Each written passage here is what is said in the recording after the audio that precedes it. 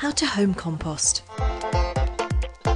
Both Telford and Wrekin and Shropshire councils do great deals on discounted compost bins which are delivered to your door. You can also make your own or look for one second-hand in the newspaper or on the internet. Ideally site your compost bin in a reasonably sunny place on bare soil. If you have to put your compost bin on a hard standing area, ensure there's a layer of soil or twigs at the bottom to allow for drainage. Choose a place where you can easily add ingredients to the bin and get the compost out.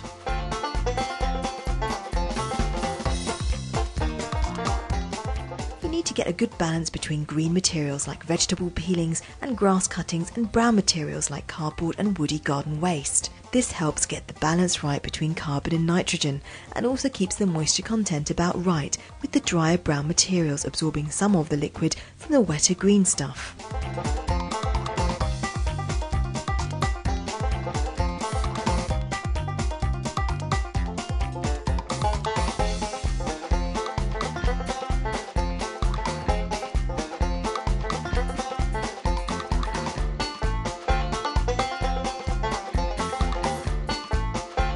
Give it time.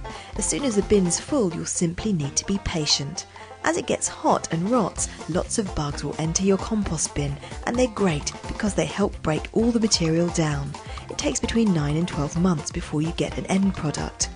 Finally, you'll be left with a rough soil-like product which is crumbly and brown and smells earthy.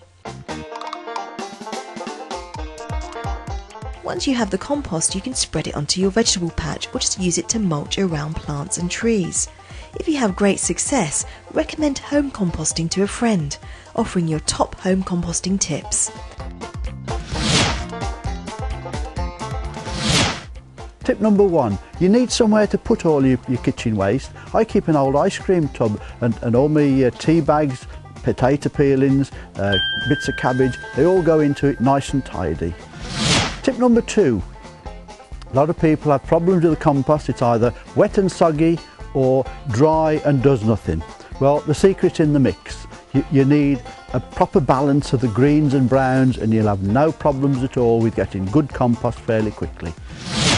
Tip number 3, composting doesn't need to be complicated.